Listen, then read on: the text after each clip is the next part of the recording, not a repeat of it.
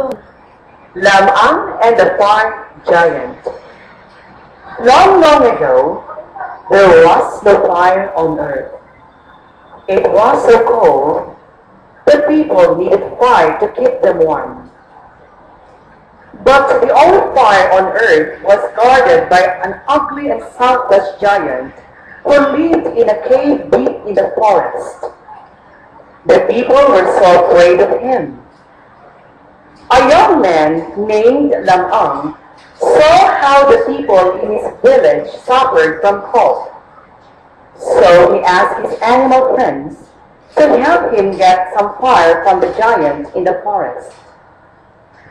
A bullfrog, a horse, a cat, a dog, and a lion said they will help steal some fire from the giant.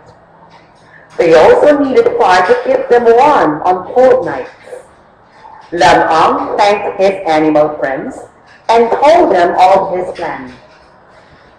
He told the people to stay in the village. Then he asked the bullfrog to wait by a pond outside the village. Farther away from the bullfrog, he asked the horse to wait by the sampalok tree. Farther away from the horse, he asked the cat to wait on the top of a big rock. And still farther away from the cat, he asked the dog to wait by the old duha tree. And the lion was asked to wait near the entrance of the giant's cave. Finally, he told everybody to wait quietly for his signal. So they waited and waited and waited. Lam-ang, being very brave, went into the fire giant's cave. The giant sat in the front of his fireplace, so no one can steal some fire while he was asleep. Lam-ang went near the sleeping giant. The people in the village are suffering from the cold. You must give them some of your fire. Oh, fire giant! Lam-ang bravely told the horrible giant fire. Foolish young man! Can you see that I'm the guardian of this fire? Nobody can get even just a little spark of that fire. The fire giant roared angrily at Lam-ang. He stood in front of his fireplace. You cannot scare us anymore, selfish fire giant. You have been selfish long enough. Lam-ang shouted back at the fire giant. Then he went to the window and gave the signal to the lion who was nearest to the giant's house. Upon hearing the signal, the lion roared his loudest roar. When the others heard this, altogether the dog barked his loudest bark. The cat meowed her loudest meow. The horse neighed his loudest neigh. And the bullfrog croaked at his loudest croak. They made such a loud and strange noise that it frightened the selfish giant. Lam-ang's plan worked. When the giants rushed out of his house, Lam-ang took a burning stick from his fireplace and ran away with it. The selfish fire giant soon saw Lam-ang running away with the burning stick. So he chased him in giant steps.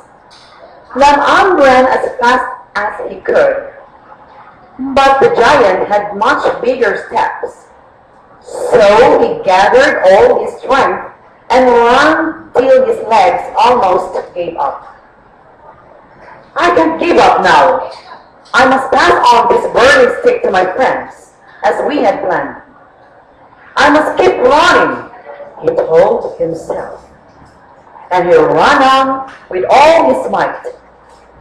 With the fire giant just behind him, Lam-ang gave the burning stick to the lion. The lion licked his biggest lip and gave the burning stick to the dog. The dog ran his fastest run and gave the burning stick to the cat. The cat flashed away like lightning and gave the burning stick to the horse. The horse galloped his hardest gallop and finally gave the burning stick to the bullfrog. This made the giant very, very angry. He roared and beat his chest and made the biggest taps he could and caught the bullfrog by its tail. The bullfrog was so frightened that he knew that he must bring the burning stick to the people. Whatever happens, I must pass this stick to the people as we had planned, he told himself. So he stretched his body until his eyes bulged out. He made the biggest flip he could and landed where the people were waiting. The bullfrog was so very happy. He lost his tail. He left it in the fire giant's hand. When the people saw the fire giant coming, they picked up whatever stones and sticks they could see. They shouted their loudest shouts and chased him towards the mountain cliff. The Santos giant had nowhere to go. The people kept chasing until he fell off the mountain cliff, and the giant was gone forever. The people danced and rejoiced. The giant's dead! The giant's dead! We have fire! We have fire! The people cheered. They carried Lam-ang and his animal friends on their shoulders and paraded them around the village. There was great rejoicing in the village that night. For the first time, they went out of their huts without shivering in the cold night. Now, they have fire to keep them warm. They thanked Lam-ang and his animal friends for bringing fire into their village. Since then, there was fire on earth for everybody to share.